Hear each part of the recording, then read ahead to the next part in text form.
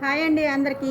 ఈరోజు మీకు అంటే పొలం పొద్దుగూకులు పనులు చేసుకునే వాళ్ళకి ఒక మంచి చిట్కా చెప్పాలనుకుంటున్నాను. అదేంటి అంటే పొలం పనులు చేసే వాళ్ళకి కానీ ఇల్లు కడతారు చూడండి, సిమెంటు ఇసుక సున్నంలో తిరుగుతారు కదా పొద్దుగూకులు, వాళ్ళ కోసం ఒక మంచి చిట్కా చెప్తున్నాను. అదేంటి అంటే మీరు పగలంతా పనిచేసి సాయంత్రం ఇంటికి రాగానే మోకాళ్ళ నొప్పులు, సురుకులు, మంటలు, నొప్పులు అన్నీ ఉంటాయి కదా, అవి తగ్గాలంటే ఒక చిట్కా.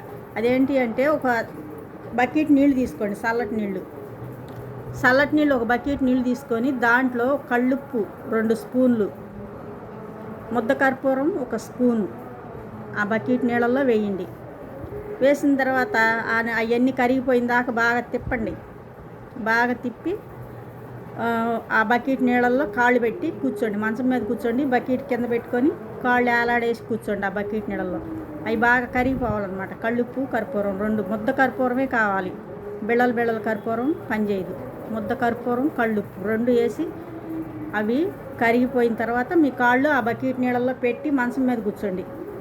అట్లా ఏలాడేసి కూర్చొని అరగంట సేపు కూర్చోండి. ఇక నైట్ చేయండి ఈ పని. నైట్ అలా చేశారంటే ఒక అరగంట, తెల్లారేపాటికి మీకు సురుకులు, మంటలు, నొప్పులు ఎలాంటివి ఉన్నా కూడా శుభ్రంగా వేడి అన్నీ లాగేసి తెల్లారిపాటికి బాగా రిలీఫ్గా ప్రశాంతంగా ఉంటుంది. ఒక్కసారి ట్రై చేసి చూడండి.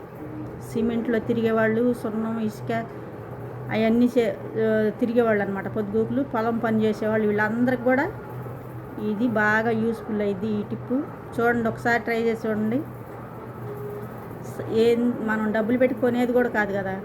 ఒక బకెట్ నీళ్ళల్లో ఉప్పు కర్పూరం, ముద్ద కర్పూరం వేయటం, దాన్ని శుభ్రంగా కలపటం, ఆ బకెట్ నీళ్ళలో మన కాళ్ళు పెట్టుకొని కూర్చోవటం ఒక అరగంట, అంతే, ఏం లేదు.